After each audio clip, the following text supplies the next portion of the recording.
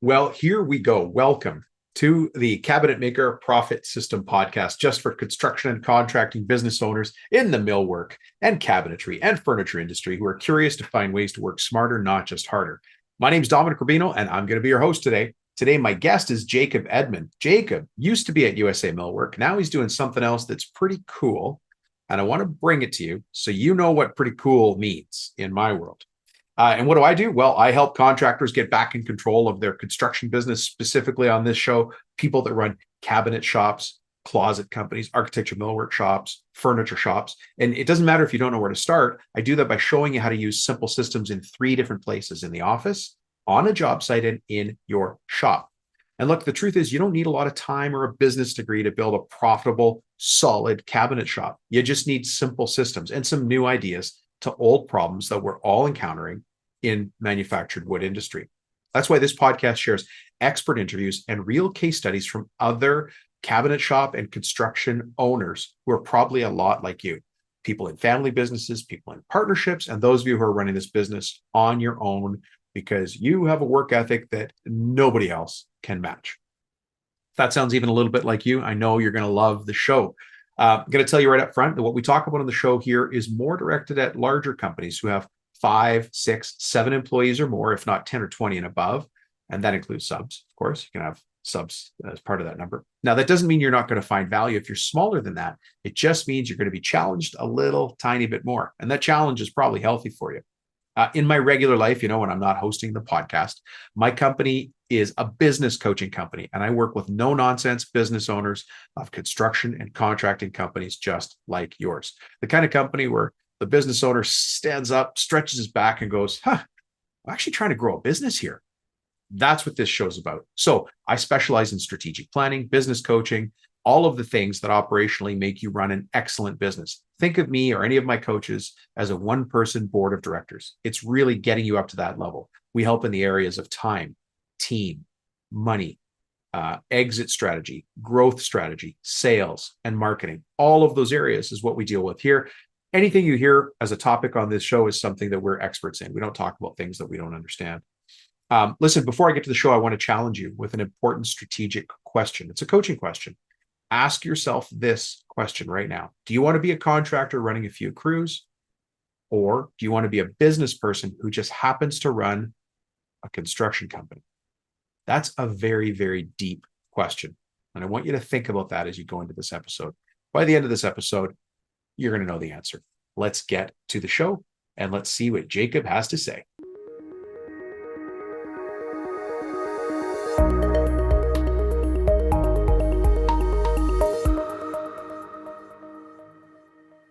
Mr. Jacob Edmond, how the heck are you?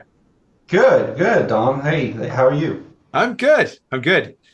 You and I operate in a very small and specific market here. Yes, it is very niche. Isn't it? Yeah, I love it. Obviously, you love it too. Yes, yeah. I made a conscious decision to make a career in this industry very early on in my career path. Yeah. And then, well, I guess we're going to get to this in your intro in a second, but you also were in one of the more famous organizations that a lot of people have heard about and probably talked about with wonderment and curiosity. So maybe you'll be able to give us some insight into the how that, what would you call it, the arc of the story. Can I just say USA Millwork now? Yeah, But yeah, for sure. But let me start with this. Jacob Edmond, who the heck are you? And how is it you come to be speaking to all these architectural millworkers, cabinet makers, and furniture makers, and closet professionals all over the world? Yeah, absolutely. So I'm a guy who in this industry, I'm still a baby. I'm considered really young. But like I mentioned earlier, I actually went to school for architecture, and right out of there, I always wanted to be hands-on, and so I found my way into this industry and through a drafting role. And I spent the last decade managing millwork engineering departments for the most part, and so most recently at, as you mentioned, USA Millwork. Nice. During my time at USA Millwork, what I was hired to do was really to support the bringing in multiple millwork manufacturing companies under one umbrella to where we could draft, engineer, and produce any product from any of our regions, our markets, in any Right. facility based on capacity. And so that Smart. meant we had to be able to go and speak to all the machines, be able to have any of our team and resources really push stuff to any facility, Right. which anybody who's been in this industry for any amount of time knows is a pretty tall task. You know, if you've tried to outsource or partner with other people, it can Oh be yeah. pretty difficult. Mm. And but through that, we learned a lot, and we really got that part of the equation figured out at USA Millwork, and that we were able to say, hey, if we sold a job, we could submit it, do shop drawings, do engineering, and really have paperwork and materials ready to go at one facility Hmm. and choose based on capacity. Hey, you know what? We actually need to manufacture these products in DC instead of Atlanta. Gee. And our engineering department, the way we built it, was able to make that change and say, hey, instead of Atlanta, we're going to go to DC, reprocess, Mm. ship the materials up there, and those machines will now cut as You, many. you realize you're blowing a lot of people's minds right now, right? Yeah, and a lot of people are think I'm full of hot air as well, I'm sure, but Hot air. That's a good word. Yeah. that Well, was and I mean the complexity is not plus two because yeah. it's you've got multiple machines, multiple teams, multiple locations, probably some time zone issues as well. Yep, we were across all the U.S. time zones, Yeah. and so yeah, there was a lot of difficulty in that, but Did you guys have time to align your machinery across all locations? Because that takes a while. I imagine you didn't get to that point. we didn't, and so that was, the initial complexity was not only did we have different brands of machines, we had different types of machines. Some shops were Inversions. nested Yeah. based, some were sawing point to point, some were, and so um, you'd think in this day and age that it would be simpler. I can send you a PDF and I don't know the brand of your printer, but you can print it. Right. But it's not so that way with CNC machinery. Yeah. That's a But really good way to say it, actually. yeah, That's a really good way to say it. Yeah. I'd love to get there. But so, come back a year and a half ago, USA Millwork ultimately, sold off all of those business units to new ownership. So Mm. what used to be USA Millwork still exists today, just as different business units. Right. Uh, but what that meant for me was my role, in supporting that organization was no longer needed. And so I took that as a jumping off point to start my own business and really figure out how I can help this industry with Love it. consulting.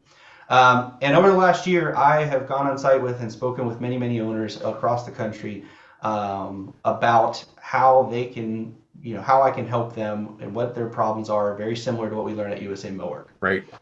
It's so cool because obviously I speak to owners the same as you do all the time, and the challenge around people Hmm. is ever present. And it's construction didn't slow down at all over the last couple of years, but finding people has been a problem. Actually, we should tell everybody what our title is today. Should we do that at some point? Yeah, Yeah. absolutely. The title of the show, folks, is going to be I Can't Find Good People. We should actually say I can't find enough good people. So how Yeah, do I grow? And yeah. and that's exactly what you tried to solve and worked at solving at USA Millwork. And Mhm. the solution that you came up with makes you an expert now in how to move those pieces around to get the output that you need. Like how to look at the world differently. Or how do I say this properly? We all have problems, but if we continue to go after the problems with the same approaches, the same solutions, we get stuck. It's the Yeah. same as if all you have is a hammer, the whole world starts to look like a nail, Yes. right? Yeah. And Yeah. so you've got to have some different tools or different ways to look at things. And as you know, Jacob, this show is about informing, educating, and inspiring people. It's a tall order I'm putting on you, but let's try to give people a new perspective on how they can grow their millwork business. Yeah, absolutely. Yeah. And that was very much of what we were working on figuring out. Obviously, as I touched on, we worked on process and tools and how we were working, but ultimately it was staffing a team and creating a team and a pipeline of talent to support this function within the business, design and Yeah. engineering, for the foreseeable future. And so um, we did that through a number of ways. We got very creative because we were constantly recruiting, we were constantly supporting growth, as No well kidding. as Yeah. supporting people that maybe internally were moving out of that department and into other roles. Yeah. So there's a lot of different ways businesses end up in the position of, hey, I need people, I need talent to fill a specific need in my business. Right. And hopefully the most, you know, the biggest reason is growth. Hey, I've sold a lot of work, I've got a lot of business. Now I got to figure out how we're going to execute, right? Or It's supporting future and growth. it's hard. I was talking to a business owner the other day in this industry, and he's been looking for a draftsman for Hmm. a long time. It's not, he's already got two, Yep. but they're overworked. And actually, one of the draftsmen does a lot of project management work, which turns out is more, not more valuable, but that's the hot point in the business now. But it's hard to pull that same person out of drafting and put them all 100% into project management, even though that's what the company needs right now. And so Right. this finding people, recruiting, uh, is a constant source of frustration. And by the way, I should add, it doesn't matter the size of the city you're in. It doesn't matter if you're in a big city like a Seattle or a Chicago or a Toronto or a Vancouver. Yep. You still have those problems. Finding enough good people is always an issue. Can I ask, if you're allowed to share, at USA Millwork, or no, your team, how many draftsmen and engineers did you have in your team? So at the peak, I had about a staff internally of, I think, 85. And so we had people, and since COVID, that was majority remote. You know, we were 60 to Right. 60% remote after COVID. And so I had people spread across, I think at the peak, 24 different US states. And so all time zones in the US, you know, we had 5 facilities. Yeah. Uh, so California, Colorado, Minnesota, Georgia, Virginia. Hmm. And so we had people in those offices as well as remote all across the country. And so we were constantly, we had an amazing CHRO that came on who really specialized in recruiting. And that was one thing, that our CEO Patrick did very well there was he was very early on knew, hey, I need somebody to support engineering. We know we're going to need this recruiting, and so having this, this is kind of one of the things we'll talk about with if you're in this position is you have to kind of be actively thinking about how we're solving these problems as Yes. opposed to Yeah. just, hey, now I have a problem. How do I go throw money at this problem? Right. Because Well, it yeah, go ahead. yeah, I was going to say that. So that let's identify the problem. Yeah. Not because everybody listening doesn't understand the problem, but let's set what the problem is. And maybe I'll do this as a test. I'll tell you the problem that I see or hear when I speak to other cabinet shop, architecture millwork shop owners.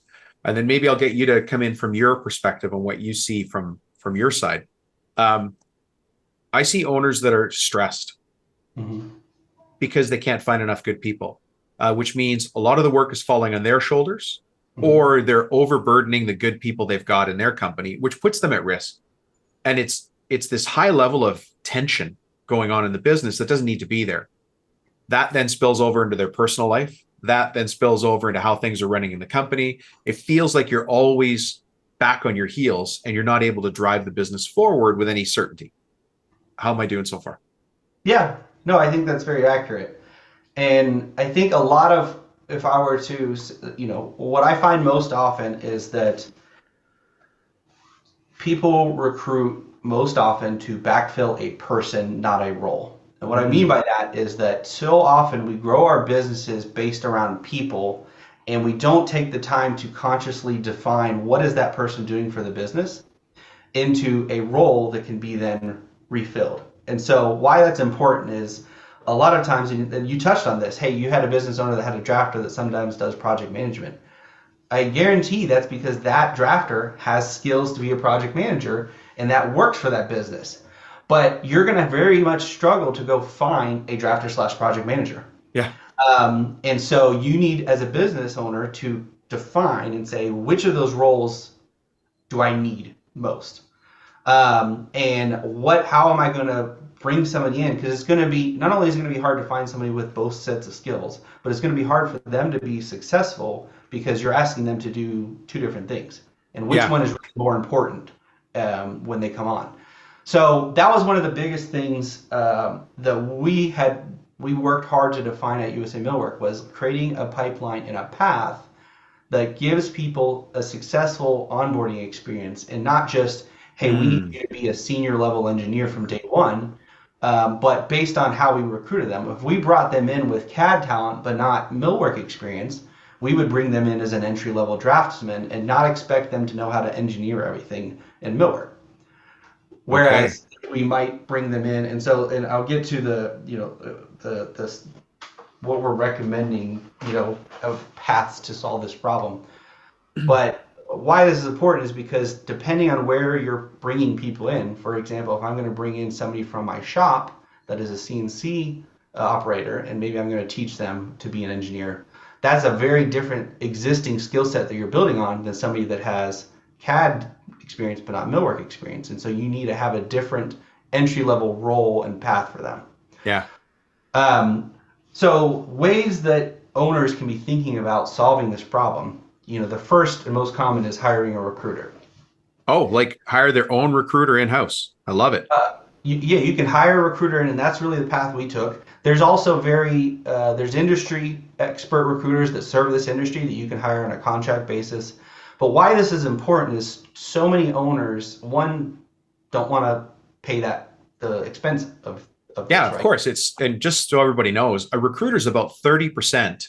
They're going to Mm-hmm. charge you approximately 30% of the salary for a year of that person. And people who've never heard that number before are shocked right now. They're like, that Yeah, is robbery, yeah. And but it so, ain't. right. And why this is important. One, because without it, you're probably where you're at, which is I have a problem and I don't know how to solve it. But two, and this is very much exacerbated in our industry because you're going to go on LinkedIn and all the job boards and you're going to be saying, hey, I need a drafter. I need a millwork drafter. And you're going to be flooded with candidates who have no applicable experience. They know CAD, and that's really the only overlapping skill, right? But Yeah. they're not in our industry. They don't know anything about woodworking. They might be electrical drafters. And so we have a unique problem, or you're going to look for engineers, and you're going to find engineering managers that are software engineers, right? Yeah. Yeah. So this is a very niche industry, and having somebody that is skilled and adept at navigating and also has a pipeline of talent that are with the right experience that you're looking for is extremely valuable. Mm. It's not something that an owner in their spare time is going to be very successful at doing. You can do it, but generally, what you're going to do is you're going to go find somebody from a competitor or another company and hire them away, which Uh, is a It's a solution. strategy. Yeah. Go poach somebody else, unless you're in one of the associations. So I'm speaking specifically to OMAC and AWI. There Yeah, are specific rules about doing that in the industry where we don't poach employees. However, it's still a strategy. You yeah, can hope absolutely. that the guy from across the street wanders over, he's having a bad day at his shop and wants to come to yours, but hoping is really not a strategy. Yeah, So the first solution that we have for finding people is to hire a recruiter. And what you're saying is you can either hire a fractional recruiter, so there's lots of recruiting companies out there in yeah, every city, or hire somebody in-house to be your recruiter. yeah. And I'm actually working through that very same thing right now with a company in a medium-sized market Mhm. who is short a draftsman, an engineer, a project manager, and a couple of floor level positions. But at that point, that's I just listed 5 positions. At that point, the money makes sense to hire somebody in house, even if it's for a 1 or 2 year contract, Yeah, yeah. to fill And those positions. absolutely. And you're going to gain by having somebody internally is obviously they're going to be adept and at what does that millwork, what does that recruiting process look like? How do you go through multi-stage interviews? How do you go and create a profile for a candidate? But also understanding your business's needs and maybe things that you wouldn't really communicate well to an external recruiter. They can start to understand and say, hey, I know you say you need a project manager, but what you really need is somebody with a specific set of skills. And I Mm, can create a profile that I can find a candidate that maybe isn't a project manager today, but would be a great asset. yeah, but could be. Okay, so that's number one's hire recruiter. You said you had 5 different ones. So that let's say that we've touched on hire recruiter. What are some other ways that I can find people to help me grow? Yeah, so you can outsource, and this is Okay. very, very common in our industry. Yeah, Obviously, what we do, what millworkers do, ultimately is a form of outsourcing. They're it's outsourced true. manufacturing for the Yeah. construction industry, right? But within that, and we do it all the time. You outsource Doors, stonework, you outsource install, you outsource all this buyouts. stuff. Yeah, everything. You can do that for drafting, design, for really any role in your business.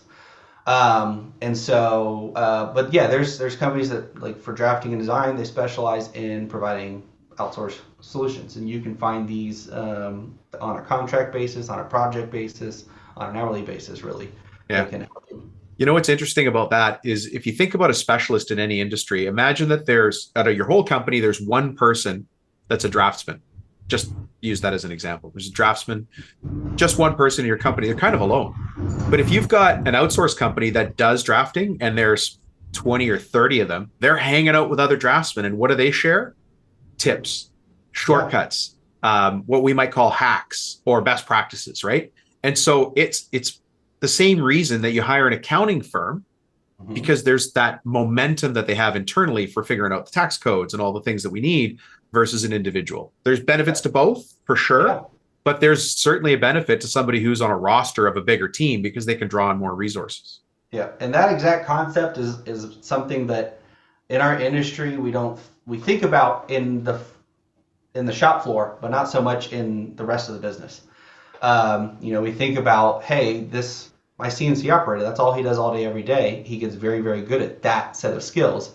But then we go into the office and we expect, people to do a little bit of everything, and they never really get that rhythm down. But definitely in outsourcing, there's a lot of value there in finding a company that you can partner with. You can scale up based on your business's needs, and Mm. also that's all they do all day, every day, and so they're able to be more efficient and hopefully help your bottom line by their efficiency and being very skilled at what they do. Yeah. Yeah. It's funny, just a tangent. But if you're growing and you don't have desk space, like I need a draftsman or I need an engineer, but I don't have anywhere for him or her to sit, Yeah. you can't limit your company because of that. You're going to find another way. Maybe that's another Yeah. little revelation that we got. Okay, so I can't find good people. So how do I grow? Number one was hire a recruiter. Number two, outsource. Hmm. Number three, you train from within. You develop Mm, from within. okay. And so I think this is what's funny about this is how almost every position in this industry was filled historically, right? We Yeah, it's the started as apprentice mentality or the apprentice format, right? right, and even as technology developed and we bought a CNC, you took a bench guy and you taught him how to use a CNC, and he built on his probably years or decades of experience and Mm-hmm. now learned a new technology.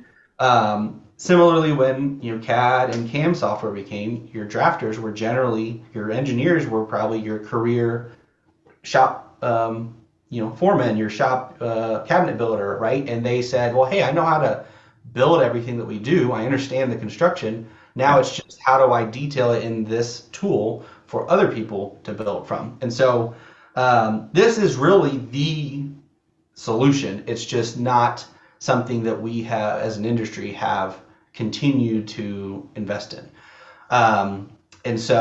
But yes, there are multiple ways to go about this. And the painful part, the reason people don't do this is because they get, where are you going to pull the person from? Because there's nobody in your business that isn't valuable in their current role. Yeah.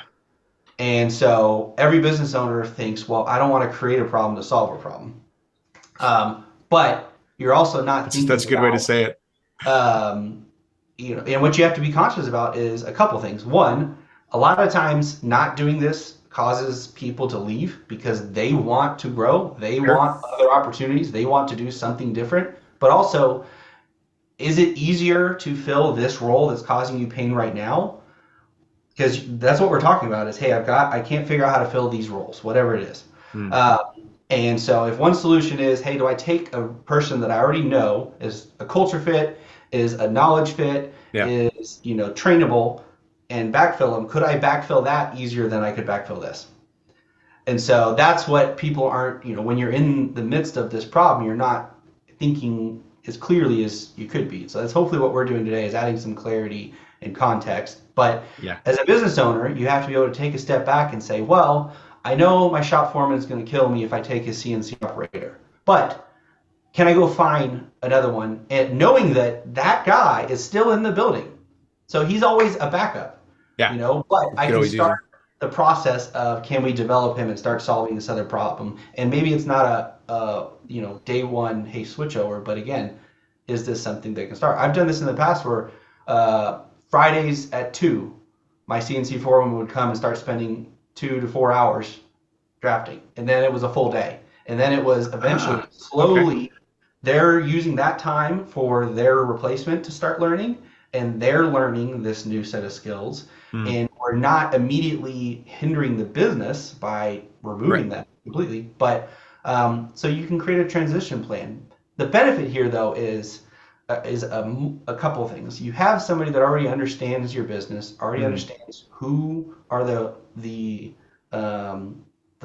movers and the shakers in your business, how to get things done. They understand the things that are very difficult to teach somebody that enters your business brand new. And hey, not only where do you find the bathroom, where do you find our materials, but how do you navigate our file system? How do you all the little things, right? The institutional knowledge or the campfire knowledge inside a business. And a lot of times there's also a divide. I talk about the shop guys and the carpet walkers, the whatever you call them, but it's there ends up being this kind of like us versus them of office versus floor.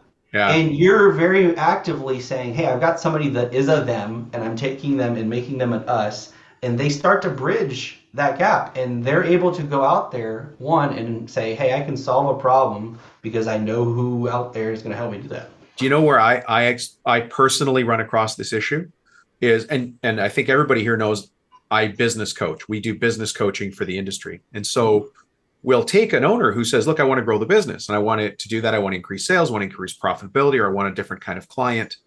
And so it's relatively easy to go get new work. It's a lot harder to get somebody, the right person into the company and to train them. And so if you've got a benchman or an installer who's already good, it's hard to pull them off that and put them into this new gaping need that we've got, which is drafting, because Rubino showed us how to sell more.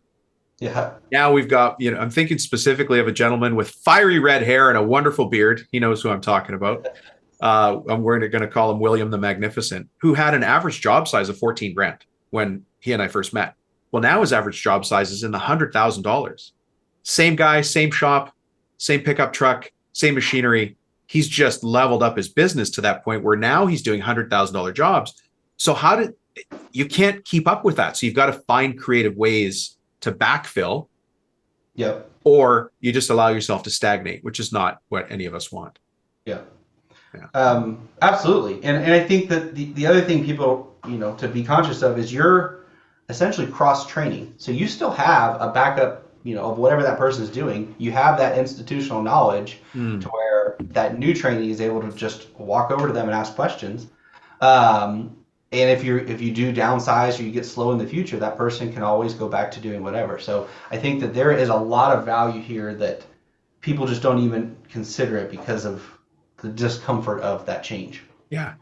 So we got the options here: hire a recruiter, whether it's in-house or fractional. You can outsource. Number 3 is train from within. What's number 4?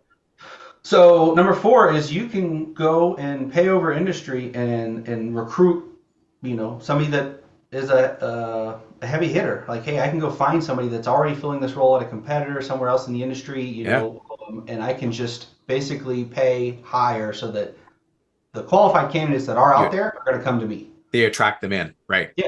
Yeah.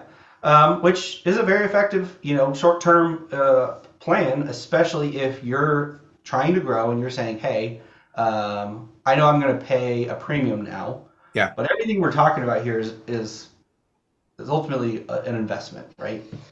And so you have to weigh this of like, okay, maybe the 3 options we've discussed so far, either you've already exhausted them or they're just not viable for you. Well, then you've got to pay to get the talent and make it worth their while to come to you.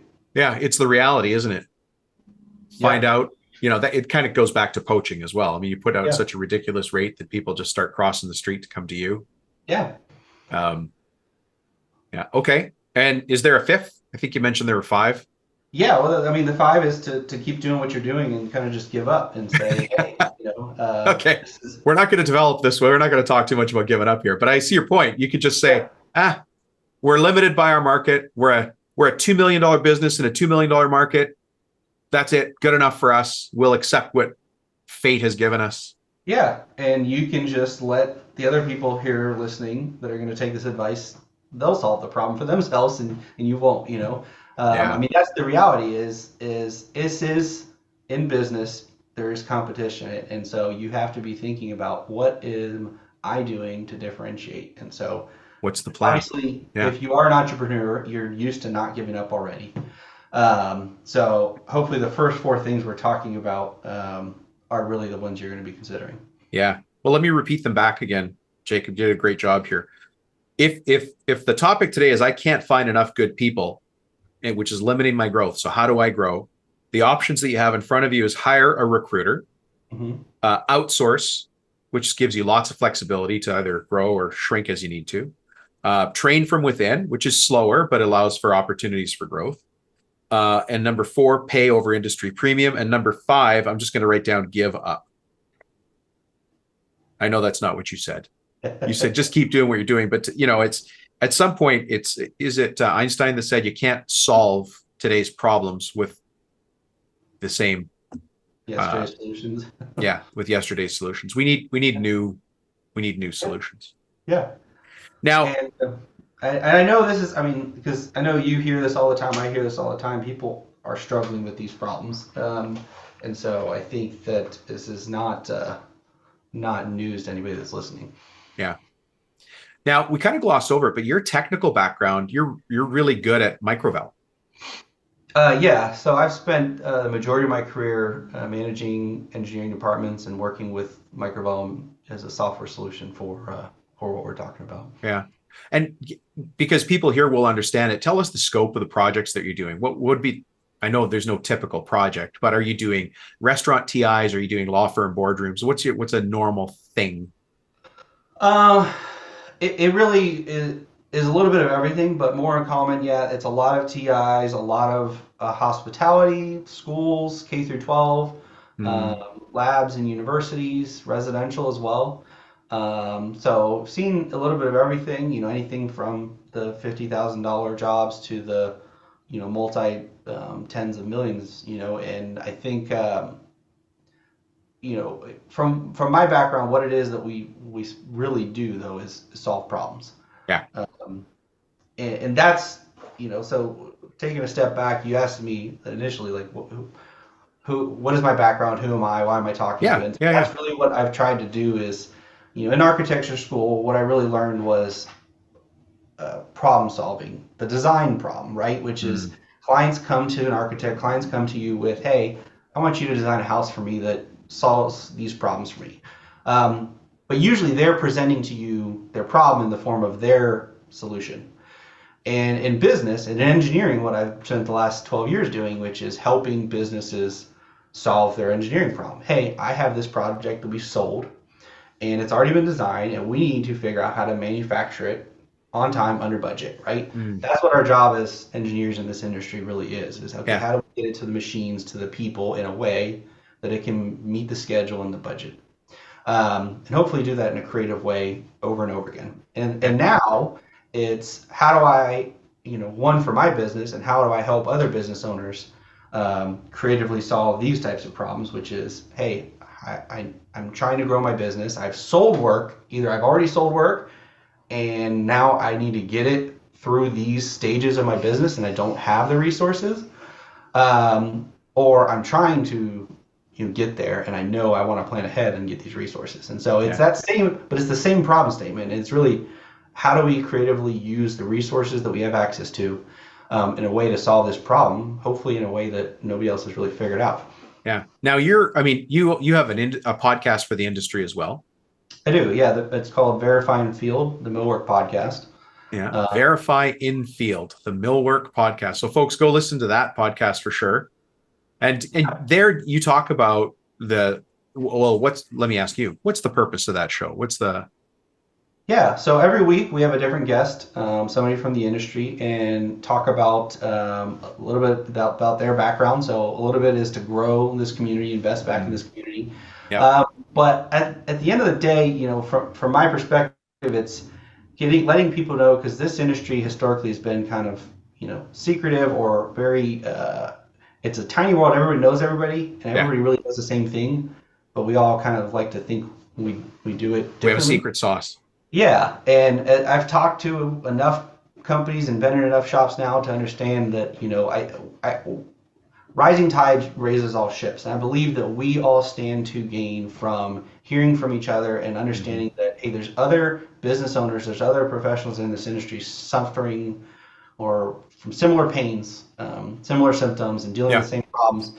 And one, maybe, has solved it in a way that I hadn't thought of, or maybe I'm going to gain some information to where, if nothing else, um, I can understand that, hey, we're not alone in this. And so I believe that the more we share this information, the more we all stand to benefit.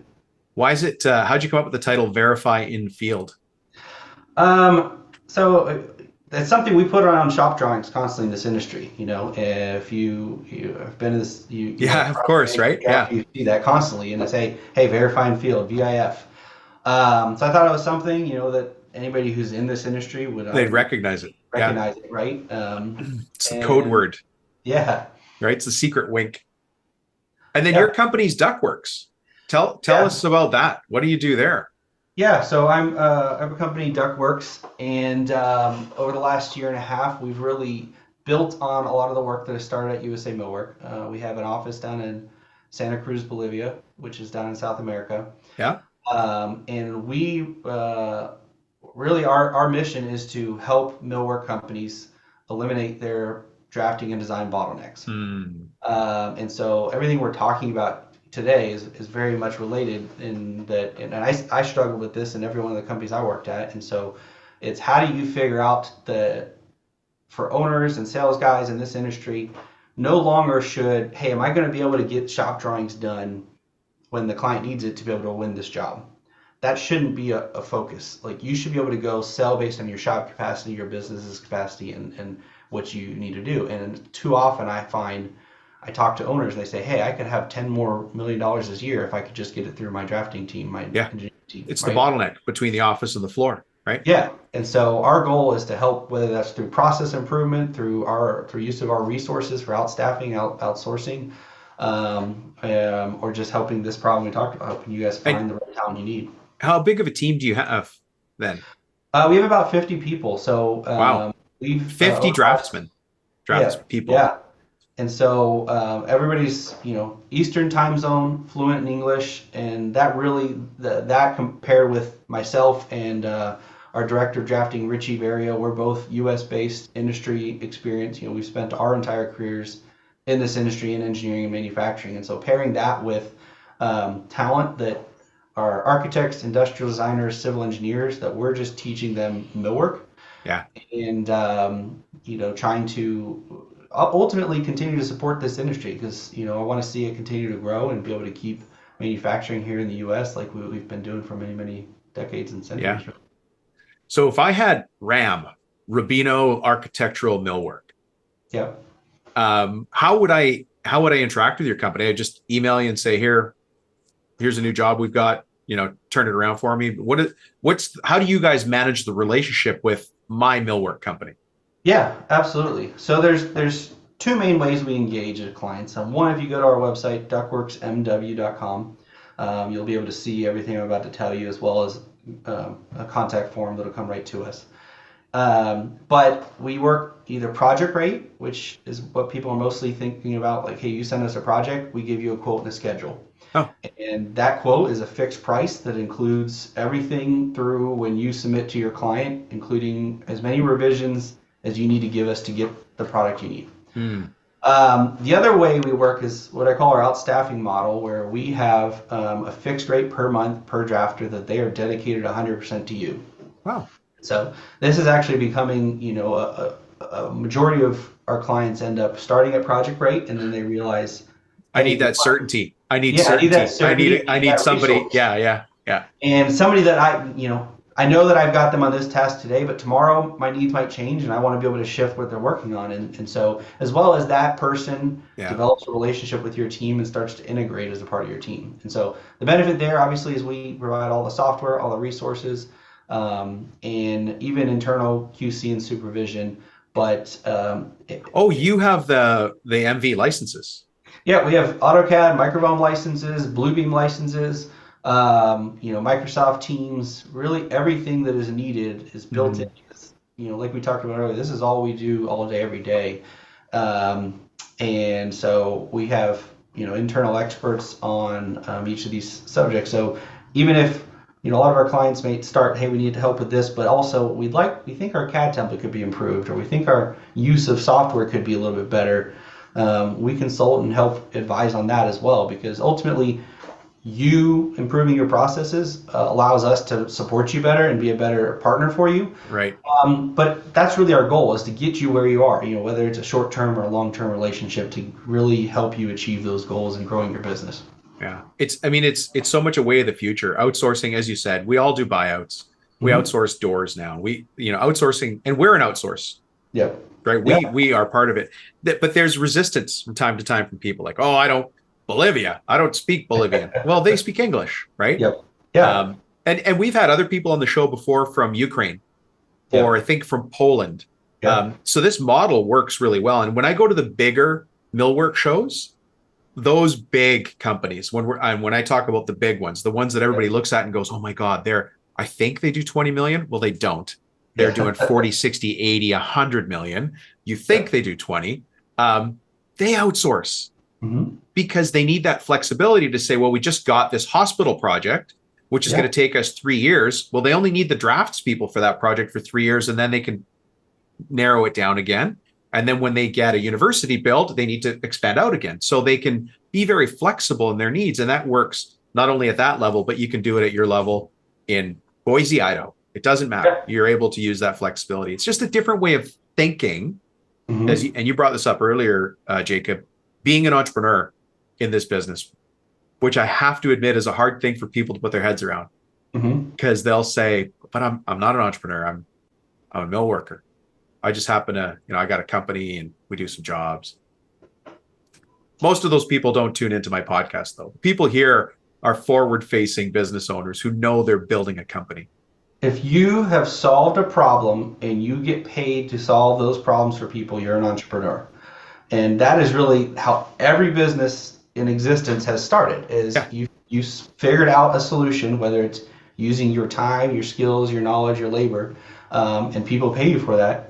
And that is the core of what we do. And I so I love it. think too often people in this niche industry in millwork don't take what we do, take themselves seriously enough. So I love that. I hope that, that's what I love about your podcast. You're helping people to think that way. Hey, how do I really take what I do seriously in a conscious way, grow it? Yeah. Well, hey, hopefully I qualify to be on your show. Yeah, I'm we'd going to love to have ask you right on for now, sure. can I be on your Yeah. show? Hey, listen, in the meantime, if people want to find you in this big wide world, how the heck do we find you? I know you said your domain name earlier, but can you Yep. tell us that and your podcast again? Yeah, so our website, Ductworks MW, so just like it sounds, but not like the HVAC system. So, and if you go on LinkedIn, I'm very active on LinkedIn. You can search for me, Jacob Edmond, or you just search for Ductworks Millwork. I'm active every day, respond to messages and things like that. And yeah, again, on our website, if you use that contact form, there's even, if you need a quote, a link right there where you can just upload your files and send them. And we will get back to you usually within a day or two with a quote and a schedule. If somebody's curious but not totally committed to using this thing, are you still open to a phone call? Yeah, absolutely. So usually right there, that's where I start, and I can set up a call. No charge. We just answer your questions and let you know a little bit more about what we do and how we work, Yeah. um, and how it might be, unique to your needs and your business. Yeah. That's fantastic. So let me go back and put a little bow on this episode, because today we are here to talk about the problem with finding enough good people. And Hmm. then so you brought some flexibility to that, some elasticity. Is that the word? Right? Yeah. Flexibility to it. So I can't find enough good people. So how do I grow? And then you outlined 5 things. You can hire a recruiter, which any of us can do. And I mentioned I'm working with somebody now who's bringing one in house because he's got enough volume to do it himself. But you could do it fractional or in house. Then the number 2 was to outsource, which you're an expert in. Number 3, train from within, which is the apprentice format that we've known for multiple generations since Europe and before, right? Pay over industry. So just be the gold mine that everybody wants this job or in the industry to be. Yep. And number 5, you had a different word, but I wrote down give up. Yeah. What was it you said? You I didn't have to say, keep doing what you're oh, doing. keep doing what you're doing. Yeah, keep doing what you're doing. Okay. Keep doing what you're doing. I like it when it's broken down into points like that. I find it easier for people to follow. Yeah. Jacob, thank you so much for being on the show and bringing some clarity to this, because it is a constant problem. We're seeing nothing but growth in the industry, and there's solutions there just by thinking about things a little bit differently. And there's 5 options right there. Absolutely. Thank you for having me. I really enjoy the show and hope people are able to get some value from this. Yeah, I'm sure they did. All right, I'll be on your show soon, so we'll talk there. Awesome. Thanks, Thanks, Jacob. Tyler. Bye-bye. Well, Mr. Jacob Edmond, thank you very much for joining us here today. Those of you watching this as a YouTube video, you can see me looking all over the place. It's because I'm using every screen available to me. I've come up with a new system of doing my shows where I've got multiple screens, which means I'm going to be looking in some different areas and not necessarily the camera. For those of you who are just listening to this as a podcast, you don't know what I'm talking about, and it's no big deal. I'm going to break this next part, this closing, into 3 equal parts. I'm going to start off with a dad joke. I'm going to ask you a favor, and then we're going to identify a common problem for contractors and business owners. I'm going to simplify it, and then I'm going to give you steps on how to fix it. Okay. So that's the goal that we're going to get to in this. Let me just make a quick note here. All right. So let me start off with a couple of quick dad jokes for you. I know you guys love this part, the dad jokes. And the dad jokes follow a theme, the theme of recruiting, because, our interview with Jacob here ran over a couple of interesting things. Let me go back in my notes from the interview. He was at USA Millwork. How impressive is that? That's kind of crazy. And there he was running the drafting department. So how many of you are trying to just run the drafting department in your own location? Think about the complexity that he was dealing with. He explains a little bit of it here. None of the machines were the same between different shops. That's definitely tough. Probably different software, definitely different cultures, like work cultures, right? Lots of things going on there. But his job was to remove draft and design bottlenecks. How many of us have that same job description? I am here to remove your draft and design bottlenecks. Well, that's what he does there at Ductworks, right? Ultimately, it's a people problem. And a lot of us have that people problem. It's hard to find good people. Look, if you've been beating your head against the wall for anything more than a month trying to find good people, then you need a different strategy. And so he laid out, here's the 5 things you can do if you need to find people. Number 1, you can hire a recruiter. We talked about that on the show, right? And how do you hire a recruiter? Well, you can use a fractional one. So like a contract company that goes out and recruits for you. That works different for office staff versus shop or field staff. I get it, but you can still find recruiters that will help you with that. Or you can bring it in-house. I'm actually working with a gentleman in this space, in the cabinetry space right now, where we finally came to the point of realizing how much time he's spending recruiting. We thought, well, why don't we go hire a recruiter? Now, I do have to put a little tick mark next to that. One of the hardest jobs to hire for right now is a recruiter, because everybody wants them. But, why not try to hire a recruiter while you're hiring other positions? Once you find that person, or maybe redeploy somebody in your company to doing that, then you've got somebody focused on it full time. So you as the owner can go do the millwork packages, the cabinetry packages, go and talk to customers, come up with new furniture designs, all of those things that you need to do to run this business, instead of just trying to fill seats on the bus. Anyways, number 1, hire a recruiter. Number 2, outsource, which obviously Jacob is an expert in. Train from within. So that's the apprentice format that we all know from the European model and that many of us grew up in. Pay over industry wages. So pay a premium so people just flock to your door. I mean, why not? If you're wasting money for a lack of output, go pay over premium. If you really think you have a problem, put a crazy offer in the paper. And the paper, how old am I? In the online job board, on the online job boards, pay a crazy premium for the position and see if you get any applicants. If you're stuck, get in touch with me. We could talk through it. We'll have a half-hour call. Our lives will both change if we meet. It'll be for the better, but I should be able to give you some ideas or some direction. You can always text me. You guys know my cell phone number. It's 315-903-7853 and set up a meeting with me. So item number 3 was train from thin. Item number 4 was pay over industry. Number 5 was give up. Yeah, just give up. Throw your hands up in the air and say, this problem can't be solved. Nobody can solve this problem. To which I will challenge you and say, let's go solve that problem. Anyways, Jacob, thank you very much for joining us. Oh, you know what? One thing else I wrote down here, his takeaway from USA Millwork, and I hope you picked this up as well. There were 3 things that he identified as being important to helping somebody be productive in their role. Number 1, write these down, please. Role clarity. So being clear on your role. So we don't have a position called John. We have a position called CNC operator, who happens to be filled by John. We don't have a position called drafting/engineering. We have we don't have Jeffrey. We have a position called drafting/engineering, and Jeffrey happens to be there. So if you're making that mistake right now in your business where the title is the person's name, just change that. It's a little tiny little thing, but CNC operator is the position. John is the person working that position. The reason for that is that position will go on beyond John's time with the company. I'm not saying he's not going to retire with you. I just mean that over the next 20, 30, 50 years, you're going to have a CNC operator. It may or may not be John. Maybe John moves over into management. Maybe John becomes the foreman, et cetera, right? So don't stick yourself in a hole by saying that. So role clarity is important. Then onboarding. What's your onboarding system, right? So they had one at USA Millwork, and then a skills ladder. So how do you get people interested in learning more and taking on more? Those are 3 important takeaways that I got from our notes here today. Anyhow, let me get to the dad jokes. We're going to do dad jokes about recruiting. So a recruiter asks a job candidate, says, how long were you in your last positioning? To which the guy sitting on the other end of the desk says, I don't know. I guess I'd say my biggest weakness is my listening skills. That joke alone is frustrating to me. So a recruiter, the person hiring, asked a candidate, why'd you leave your last job? And so the applicant says, it was something my boss said. And so then the recruiter asks back and said, well, what did your boss say exactly? Guy goes, he said you're fired.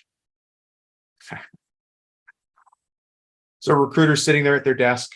Candidate is sitting on the other side, and recruiter says to the candidate, what drives you? The candidate says, the bus mostly. The recruiter, fighting the urge to shake their head, says, what motivates you to get out of bed in the morning? And the candidate says, missing the bus. That reminds me, and this is not a joke, I remember meeting a business owner. This is way back when I first started. So it must be, let's call it 2001, when I first started business coaching. I asked a business owner, if you could change one thing in your business, what would it be? And this woman pauses for a second and she goes, the carpets.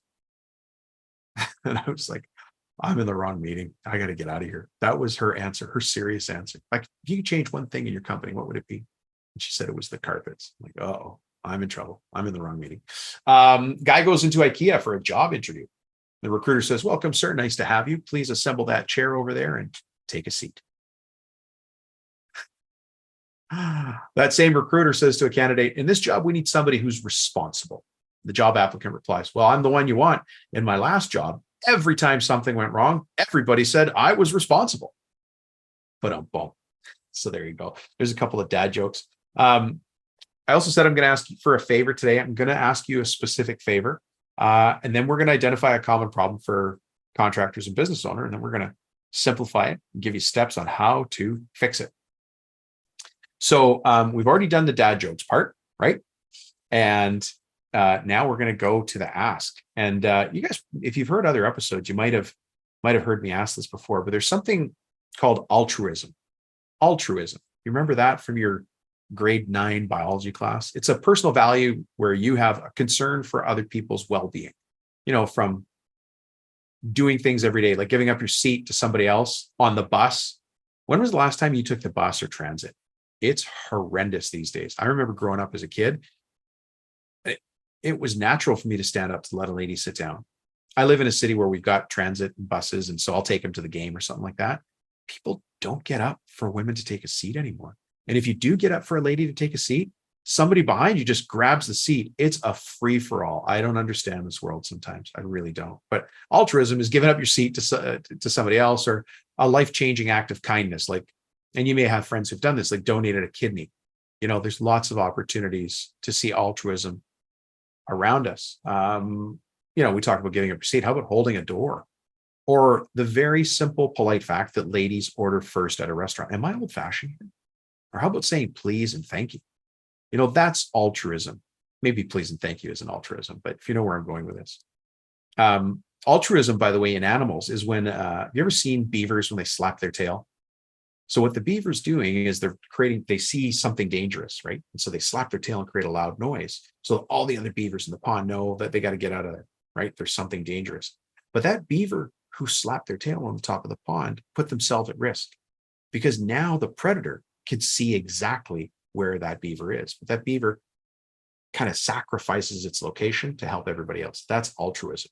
When you see a robin dragging its wing going across your front yard, so you start to chase it, it's pulling you away from its nest. That's altruism. That's what we're talking about here. So altruism is helping others. And that's really what I want to talk to you about today. I want you to have an opportunity to be altruistic. How fancy is that as you listen to the podcast? And I just have a simple question for you. Would you help somebody you've never, ever met? If it didn't cost you any money and you never got an ounce of credit for it, would you be altruistic like that? Would you send out that signal to the world that, hey, I'm the beaver slapping his tail. I'm the robin dragging his wing to guide somebody away from something dangerous and towards something safe? If you're that kind of person who would do that, I have an ask to make on behalf of somebody you don't know and you'll probably never, ever, ever meet. And remember, they're just like you, or like you were a few years ago. Little less experienced, full of dreams and goals, and maybe just a little bit frustrated and unsure of where to look next. That's where you come in. The only way for us and my coaching team to accomplish our mission of helping business owners grow a business that happens to be in construction is to help more business owners. And you guys probably know this. The fact is, most people do judge a book by its cover and its reviews. So if you found this podcast valuable up till now, can you take a sec and just leave an honest review? I don't need it to be a good review, just an honest review. Leave an honest amount of stars and an honest little short comment. It's going to cost you $0, and it's going to take about 60 seconds of your time. Think about what your review is going to do. It's going to help one more business owner support their family. You're going to help one more business owner get closer to their goals. You're going to help one more company move one simple step forward. You're going to help one more business owner hire one more person, right? One more life just generally changed for the better.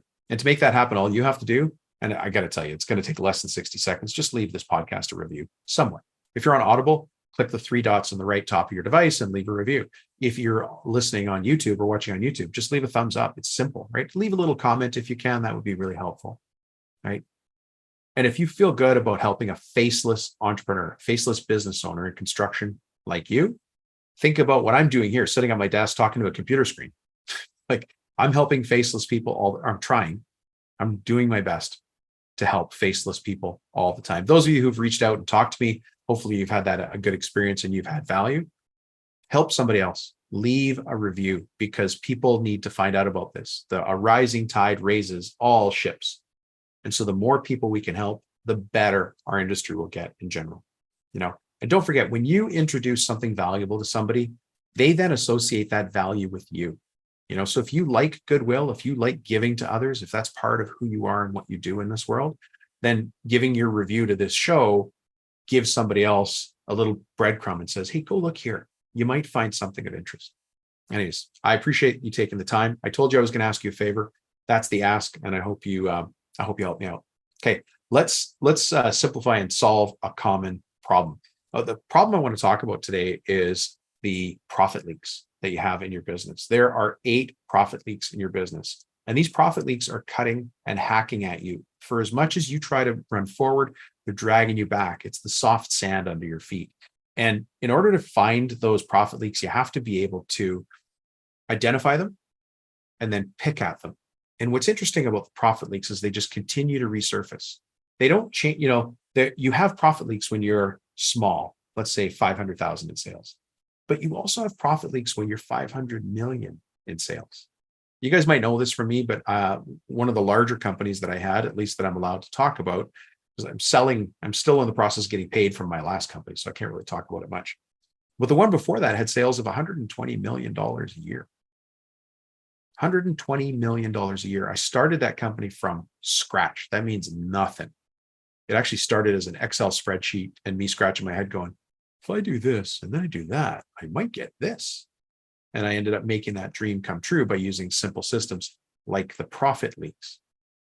But what I wanted to say is even at 120 million in annual sales, we had profit leaks. Actually, a funny story about profit leaks. One of the things I did is I said, there's got to be opportunities in each department for me to make things better. And so we had, I was not very creative at the time. So I had a young lady in charge of the mail department, and she was in charge of mail. That was her title, mail. And so what she did is, when we sent something out by mail, if it didn't arrive on time or if it arrived damaged or it didn't make it, we would get a credit back from the post office. So we were due that credit. I didn't know that. I mean, I knew it, but I wasn't paying attention to it. So I'm at the point where I'm taking all my division managers out for lunch. I'm like, I'm going to take them all for lunch. We're just going to have a nice lunch, not talk about business at all. And at the end of the lunch meeting, I'm going to say, hey, Kelly, is there something we could be doing in your department that we've been overlooking? That was my whole ask, right? And so I asked my call center manager that, I asked my production manager that, I asked my facilities manager that, and went through. And so finally, it's the time that we've scheduled for me to have this lunch with the person who's running the mail department. And so I say, hey, Kelly, is there something that we could be doing that we're overlooking in your department? She looks at me and she goes, Dom, I've been telling you for ages, we have a ton of credits available from the post office, and you're just not, filling in the paperwork and helping me get that money back. And in my mind, I'm like, how much money can this really be? So it was $5,000 in postage a month, $5,000 that we were owed back from the post office. Think about how much you pay for postage. At that time, at that business, I was selling 500,000 packages a year were going to people. So there was a lot of mail order going on, right? $5,000 a month. Now that's not, to some of you, that's nothing. You're like, oh, Dom, come on, let it go. But keep this in mind. How much did Kelly get paid per month? At the time, she made $4,000 a month. I could have paid for her entire position and made $1,000 just by listening to her. All right. So I wasn't listening to the people on my team. That's a profit leak. You might not have a profit leak like that. There's 8 different profit leaks in your business, and they change. That was a profit leak in a $120 million business. You've got more profit leaks in your $500,000 in your $1 million business than you know what to do with. There's something that I learned from my uncle many, many years ago. He said, look, if you can afford to lose $1, and the bigger conversation, you could afford to lose money because of bad management or not pricing something properly or not being profitable. If you could afford to lose $1, you could have afforded to take that dollar out. Imagine the vacation that your wife wants you to take right now. It's a trip to Hawaii. I'm just going to say Hawaii, right? And she says, honey, I've found this package. It's going to cost us $12,000 to go take the family spring break vacation. And you look at it, and you're like, are you going to be kidding me? $12,000. You want to take a vacation for $12,000. Now you've made a promise to this wonderful woman for years that you're going to take her to Hawaii. It's her dream. And then you look at the price tag and you're like, oh my God, $12,000. You got to be kidding me. Let me tell you right now, I almost guarantee that $12,000 is in your business and it's leaking out as we speak. There are 8 profit leaks in your business. And if you want to find them, send me a text. It's always the same formula, guys. Just send me a text and I'll send you the 8 profit leaks report. It's a quick report. Find and fix the 8 profit leaks in your contracting business. And then I'll send it to you. Oh, just text me the word profit leaks. You guys know my cell. It's 315-903-7853 and say profit leaks. And I'll send you the profit leaks report. And then you can sit down and you'll be able to find, I don't know if it's $12,000, but I also don't know that it's not $15,000. But I can tell if you're running a business of any size at all, you'll be able to find thousands under each individual leak. Thousands. When we talk about the go back report, something that many of you have downloaded before, a very common thing that I find with people is they have forgotten to account for labor burden rate. And that adds up to a couple of cents an hour across every employee, but every hour that employee works all year. And so people are saying to me, Dom, I'm pricing, I'm using the formulas, everything's right, but we're still not making money. It's It's because your gross profit is off. Your gross profit is off because you're not adding in all the appropriate overheads. And you don't add in all the appropriate overheads because you have a profit leak. So anyways, I simplify it even more than I'm talking about here. Get the profit leaks report, right? If the problem in your business is that you're working incredibly hard and you can't pull more, you can't push more, you just don't have the energy to climb more, then it's time to start thinking differently, really picking apart problems in a different way. As a matter of fact, one of the things that's really interesting about our industry is people contract us because we have solutions they've never thought about before. Really simple things, simple to us, right? But other people don't know them. It's the same here. When I approach a business, myself or Coach Lee or anybody on my team, when we're working with a business owner, we have simple systems. We know to ask questions that go to these profit leaks. So I want you to see them. If you don't have this report, this report's been around for years. It's probably one of the more popular downloads that people have had on the show. So grab the profit leaks report. It's called Find and Fix the 8 Profit Leaks in Your Contracting Business. To which you're saying, Rubina, are you kidding me? There's 8? Feels like there's more. No, there's 8. And some of you are going, really? There's 8? And I'm like, yep, there's 8. There's 8 big rocks. You need to pick up the rock, look underneath it, and then drop the rock back down. If there's no problem there, go on to the next one. You pick up that rock and you look, oh my gosh, look at all the profit leaks under this one. And then you just go and take care of them. Then you put the rock down, you move to the next profit leak. The profit leaks are there and they're slowly sapping your strength. Take your arm, put your arm in front of you right now. Imagine you had one little cut on your forearm. Like you tried to give your cat a pill from the vet. You ever done that? You get one scratch. You're like, well, that's no big deal. It's just a cat, right? Imagine that your cat was a tiger and it scratched your forearm 100 times. Well, now you've got a real problem. A real problem. That's what we're talking about here in the profit leaks. Anyways, text me. You guys know the format. Just send me a text and then we'll shoot you off that. The text number, the cell number to text to is 315-903-7853. And then just say profit leaks. And then we'll send that back to you, right? Jacob today was talking about the one of the leaks in the people category. I can't find enough good people. How's that holding you back? Look at the creative solutions that came on the table. And if you're saying, I wish there were more solutions, maybe there isn't. Maybe the solutions are, he outlined 5, hire a recruiter, outsource, train from within, pay over industry, or give up. If those are the 5 solutions you can come up with, then go get really good at one of those. Yeah, well, he's an outsourcer. You can give him a call. You can hire a recruiter yourself. Why not turn the industry on its tail? If you're going to pay 30% for a recruiter, part of you is thinking, that's insane to pay that money. Or is it? What if you took that and you made that an asset in your company and you were the recruiter for yourself? Now you're saving that 30%. You can do the math. I need to hire 1 drafter, 1 project manager, 1 administrator. There's 3 people. Between the 3 of them, they're going to make, let's say, 100 grand. So you're going to be paying 30% of each of those. You can see how much money you're spending. It's easy to say, well, what if I turn that money into a recruiter? And what if I also got the recruiter to do this, this, and that for me? You see, new solutions to old problems. Being a business owner is about solving problems. And that's what I want to help you do here. I would love to talk to you. If we ever get a chance, it'd be the greatest day. We can share a laugh. We can talk to each other and hear what challenges you're facing and how you're overcoming the bottlenecks. Shoot me a text, 315-903-7853, and we will at least have a virtual coffee. Let's start there. All right, folks, thanks for checking in. We'll talk to you soon.